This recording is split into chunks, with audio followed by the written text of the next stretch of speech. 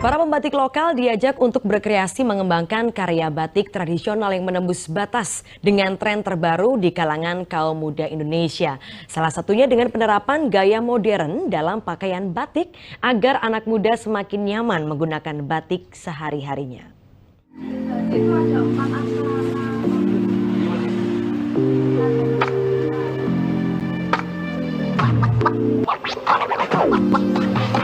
Di antara sederet warisan budaya, kain Indonesia terbilang salah satu yang menonjol. Indah dengan corak yang memikat dan syarat makna merupakan beberapa faktor pemikatnya. Namun, penggunaannya kini tak seperti dulu.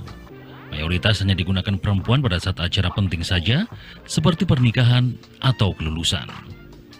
Situasi itu mendorong Nabila Nur Dwi Jayanti atau akrab disapa Nabila NDJ bergerak. Perancang kain Nusantara itu ingin menjadikan kain kembali tren di kalangan remaja dan semakin menggemari kain untuk paduan busana sehari-hari. Lajang 24 tahun itu pun menghadirkan desain batik dengan mengombinasikan dengan berbagai kain Nusantara. Kecintaan terhadap kain dan turunannya seperti batik, lurik, hingga tenun membuat Nabila NDJ menekuninya secara lebih mendalam hingga gadis belia asal kota Gudeg itu membuat usaha di bidang ini. Satu hal yang diinginkannya dari semuanya ini adalah untuk tidak takut dilihat aneh ketika berkain, karena kain merupakan salah satu budaya Indonesia yang harus dijaga dan dilestarikan.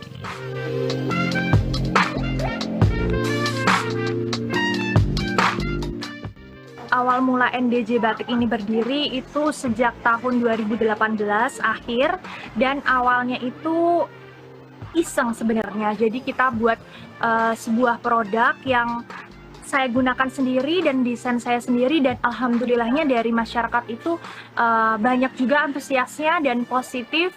Akhirnya kita teruskan, kita lanjutkan, dan sampai sekarang juga berkembang, dan alhamdulillahnya bisa bekerja sama dengan beberapa mitra dan juga bisa memasarkan produknya di seluruh Indonesia. Dengan kita mengkombinasikan kain, tenun lurik, batik, dan sejenisnya, itu sama saja kita mencintai produk dari Indonesia sendiri dan bisa melestarikan budaya yang ada di Indonesia, khususnya batik, tenun, dan lurik itu tadi. Untuk NDJ Batik ini kita bekerja sama dengan beberapa home industry yang ada di Indonesia, salah satunya ada di Solo, ada di Jogja, lalu ada di Klaten. Kita bina beberapa pengrajin home industry itu dengan desain yang kita miliki dan yang sudah kita buat gitu.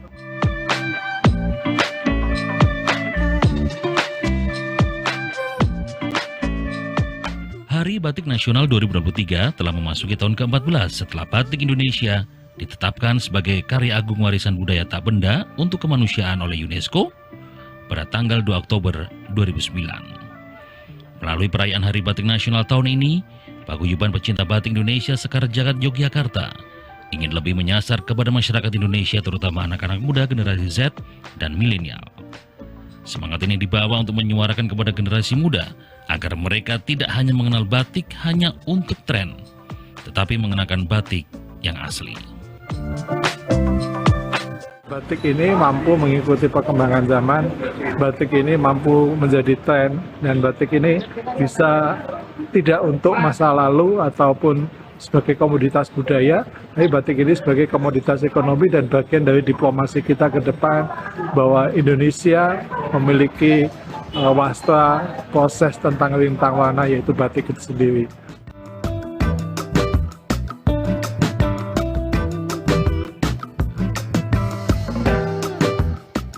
Misi mengenalkan batik ke kalangan Gen Z dan milenial harus melibatkan sesuatu yang out of the box, seperti motif, warna, dan bahan dasar batik yang dikenakan anak muda yang nyaman dan memudahkan mereka untuk bergerak.